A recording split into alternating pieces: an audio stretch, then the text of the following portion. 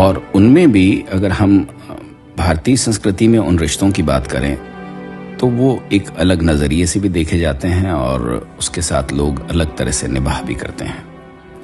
भारतीय पिता पुत्र की जोड़ी, इसके ऊपर एक रचना है।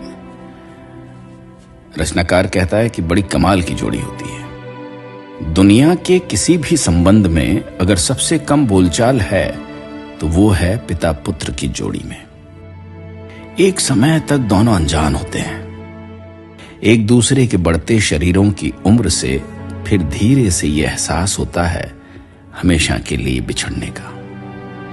जब लड़का अपनी जवानी पार कर अगले पड़ाव पर चढ़ता है तो यहां इशारों से बातें होने लगती है, या फिर इनके बीच मध्यस्थ का दायित्व निभाती है मां। पिता अक्सर पुत्र की मां से कहता है जा उससे कह देना, और पुत्र अक्सर अपनी मां से कहता है पापा से पूछ लो ना। इन दोनों धुरियों के बीच घूमती रहती है मां। जब एक कहीं होता है तो दूसरा वहां नहीं होने की कोशिश करता है। शायद पिता पुत्र नजदीकी से डरते हैं, जबकि वो डर नजदीकी का नहीं है, डर है उसके बाद बिछड़ने का। भारतीय पिता ने शायद ही किसी बेटे को कभी कहा हो कि बेटा मैं तुमसे बेइंतहा प्यार करता हूं।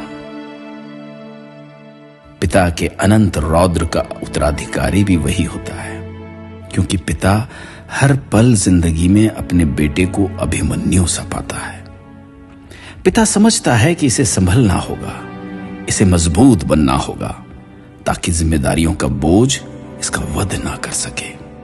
पिता सोचता है जब मैं चला जाऊंगा इसकी मां भी चली जाएगी, बेटियां अपने घर चली जाएंगी, तब रह जाएगा सिर्फ ये जिसे हम हर दम हर कदम परिवार के लिए, आजीविका के लिए, बहू के लिए, अपने बच्चों के लिए चुनौतियों से, सामाजिक जटिलताओं से लड़ना होगा। पिता जानता है कि हर बात घर पर नहीं बताई जा सकती, इसलिए इसे खामोशी से गम छुपाने सीखने होंगे।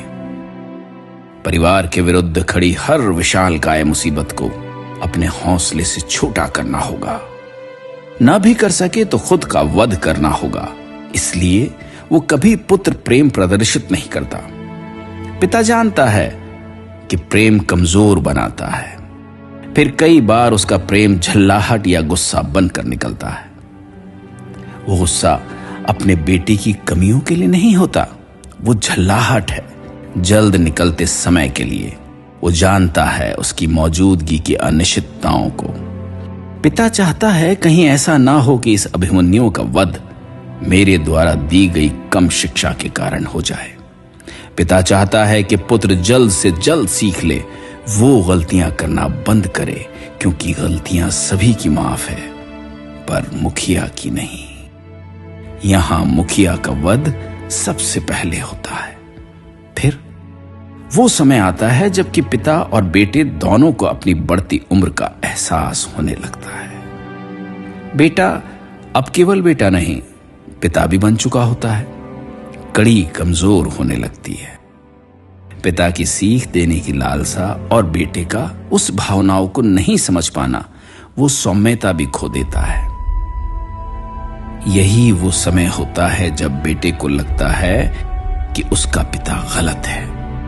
बस इसी समय को समझदारी से निकालना होता है, वरना होता कुछ नहीं है, बस बढ़ती झुर्रियां और होता शरीर जल्द बीमारियों को घेर लेता है। और फिर सभी को बेटे का इंतजार करते हुए मां तो दिखती है, पर पीछे रात भर से जागा पिता नहीं दिखता। पिता की उम्र और झुर्रियां और बढ़ती जाती हैं। ये समय चक्र है। जो बूढ़ा होता शरीर है बाप के रूप में, उसे एक और बूढ़ा शरीर झांकता है आसमान से, जो इस बूढ़े होते शरीर का बाप है। कब समझेंगे बेटे, कब समझेंगे बाप, कब समझेगी दुनिया। ये इतने भी मजबूत नहीं। पता है क्या होता है उस आखिरी मुलाकात में, जब जिन हाथों की उंगलियां पकड़ पिता ने चलना सिखाया था, यही हाथ लकड़ी के ढेर पर पड़े पिता को लकड़ियों से ढकते हैं, उसे तेल से भिगोते हैं और उसे जलाते हैं। ये कोई पुरुषवादी समाज की चाल नहीं है, ये सौभाग्य भी नहीं है, ये बेटे होने का सबसे बड़ा अभिशाप है। ये होता है, हो रहा है, होता चला जाएगा। जो नहीं हो रहा, जो हो सकता है, वो ये कि हम जल्द से जल्द कहना शुरू कर दें, हम आपस में कितना प्यार करते हैं। हे मेरे महान पिता, मेरे गौरव, मेरे आदर्श, मेरे संस्कार, मेरा स्वाभिमान, मेरा अस्तित्व, मैं न तो इस क्रूर समय की गति को समझ पाया और ना ही आपको अपने दिल की बात कह पाया।